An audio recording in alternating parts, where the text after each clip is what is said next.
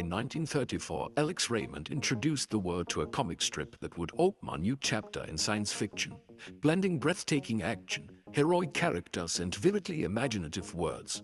Drawing inspiration from John Carter of Mars and contemporary pulp fiction, Raymond's Flash Gordon captivated readers with its dynamic illustrations and serialized storytelling, establishing a template for the space adventure genre that would echo for decades.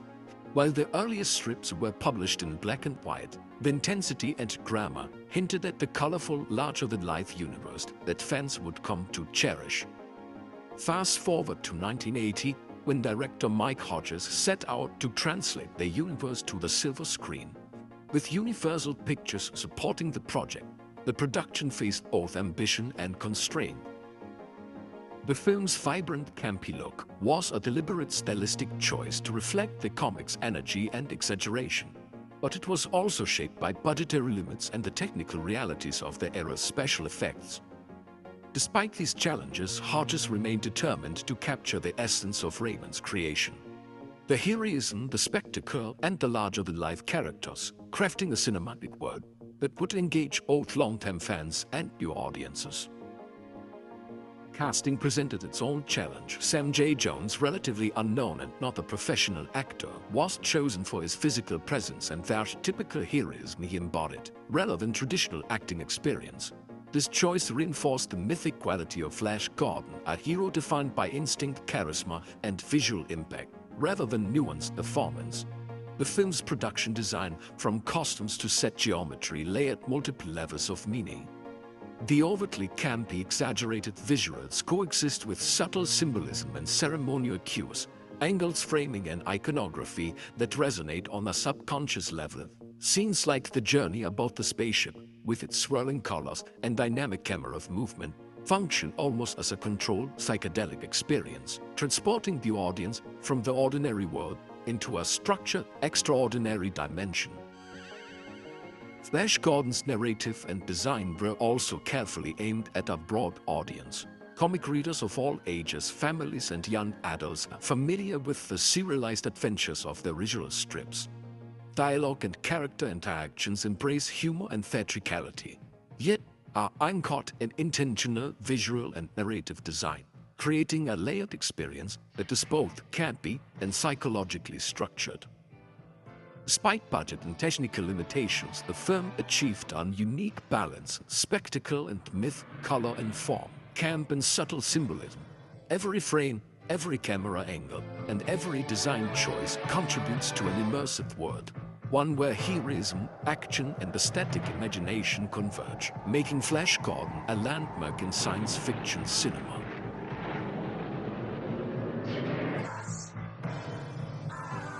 Hail, Ming! Ming is the enemy of every creature on Mongo. Let's all team up and fight him.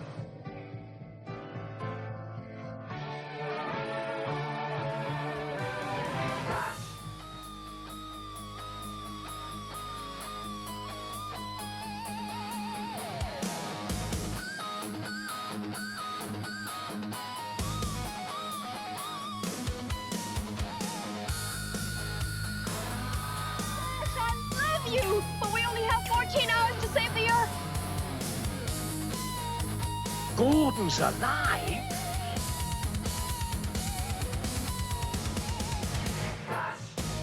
They've just been changed.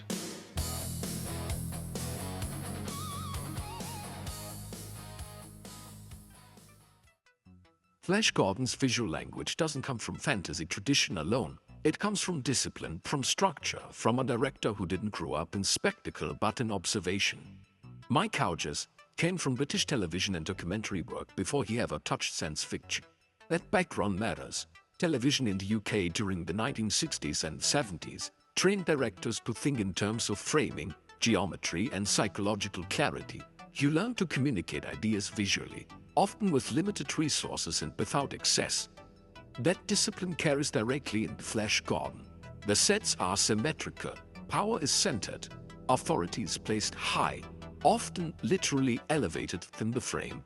Characters are arranged like pieces on a board. This isn't accidental camp, it's controlled composition. Hodges had already explored power, dominance, and ritualized violence in films like Get Carter. Flash Gordon applies the same thinking, but through color, custom, and exaggerated scale. The psychology remains the same. Who controls space, who is observed, who is exposed. The geometric staging, the ceremonial movement, the almost architectural blocking of characters. These art tools borrowed from realism and applied to myth. That's why the film feels strangely hypnotic. The subconscious recognizes order even when the surface looks extravagant.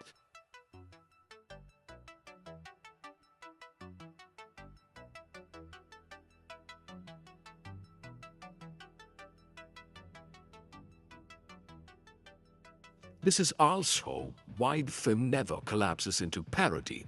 The tone is exaggerated, but the structure is serious. Hodges treats the world as real within its own rules. He doesn't wink at the audience. He commits. That commitment is what allows the symbolism to work. Colors signal allegiance and threat. Customs function like uniforms or religious garments. Sets resemble temples, courts, and execution chambers. The film speaks in visual hierarchies long before dialogue explains anything. And this is where Flash Gordon earns its place in pop culture. These images are clean, readable, iconic. That's why they survive outside the film. In posters, collectibles, designs, language, they were built to endure. Not all versions of Flash Gordon preserve this visual intent equally. Compression, altered color timing, or softened contrast can flatten the geometry and weaken their psychological impact. The versions worth owning are the ones that respect the film's color saturation, sharp edges, and high contrast. Formats that preserve the boldness of their image, not smooth it out, are essential. Better late than never!